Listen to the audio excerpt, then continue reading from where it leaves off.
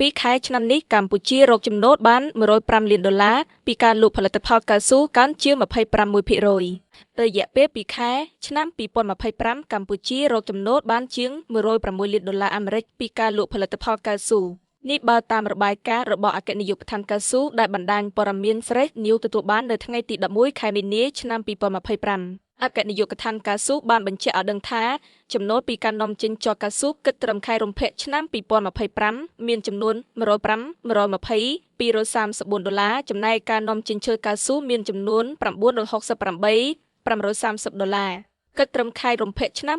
2025ជ័រកៅស៊ូមានតម្លៃ$1.926ក្នុង1តោនកើនឡើងចំនួន$475ក្នុង1តោនស្មើនឹង 32.7% ធៀបនឹងរយៈពេលដូចគ្នានៃឆ្នាំមុនចំណែកតម្លៃនៃការនាំចេញឈើកៅស៊ូជាមធ្យមក្នុងខែកុម្ភៈឆ្នាំ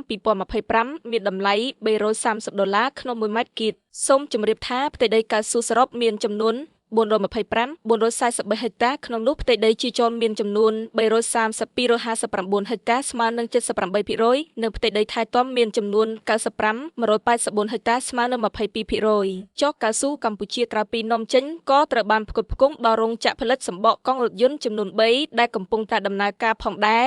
រួមមាននៅខេត្តស្វាយរៀងខេត្តព្រះសីហនុនិងខេត្តក្រចេះក្នុងឆ្នាំ2023កន្លងទៅកម្ពុជារកចំណូលបានពីការលក់ផលិតផលកៅស៊ូមានប្រមាណចំនួន$537.9 លានអាមេរិកកើនឡើងប្រមាណចំនួន$6.2 លានអាមេរិកស្មើនឹង 1.2% ធៀបឆ្នាំ2022ក្នុងឆ្នាំ2024កន្លងទៅកម្ពុជារកចំណូលបានពីការនាំចេញជ័រកៅស៊ូគិតត្រឹមឆ្នាំ2024មានចំនួន$566 $256 ចំណែកការនាំចេញឈើកៅស៊ូមានចំនួន$5 422 $377